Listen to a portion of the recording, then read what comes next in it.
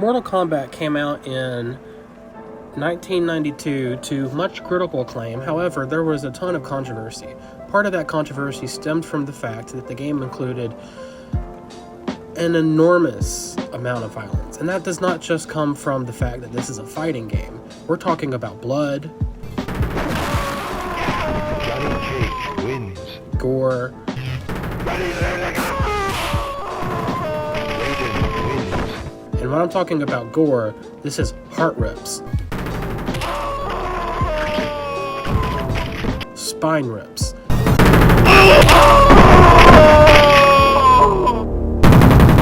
Sub-Zero wins. and so much more. Sonya wins.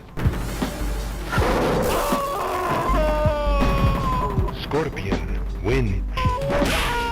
Liu Kang wins. What it really didn't help that the sprites were fairly realistic for the time, and the ports that were made from the arcade version to the home market version are actually pretty good ports for the time.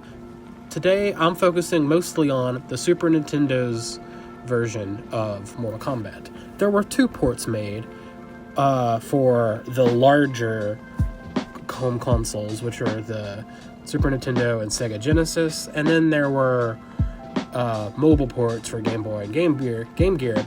But today, we're focusing mostly on the Super Nintendo port, specifically because of how they handled this. Because Nintendo at the time had a much more family-friendly policy when it came to their games. And arguably it's still in place today.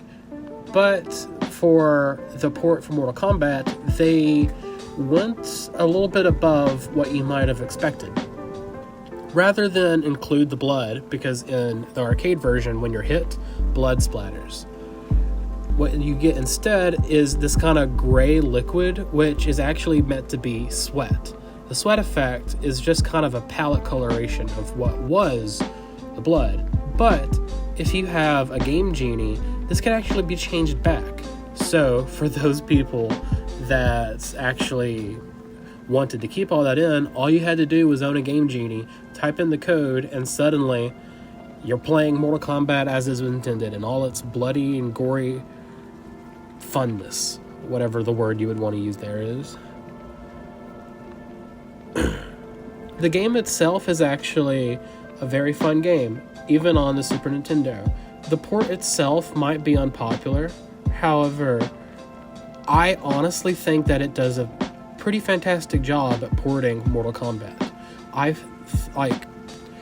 In terms of gameplay, this is just Mortal Kombat, uncompromised, outside of a few graphical things like the blood. However, when it comes to the fatalities are a little something left to be desired. To show you an example of what I mean, here's a look at the fatality in the arcade game. Pretty cool, right? Now here's that fatality in the Super Nintendo port.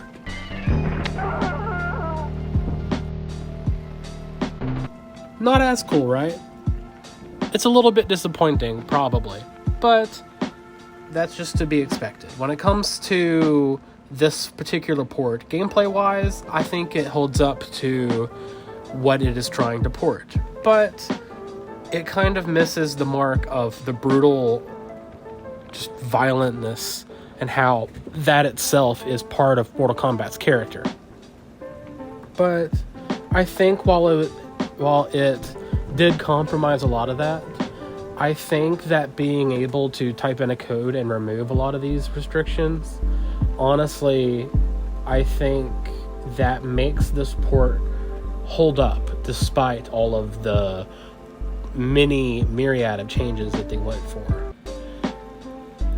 Overall, I would argue that the port for Mortal Kombat, while flawed, is still a very, very good port.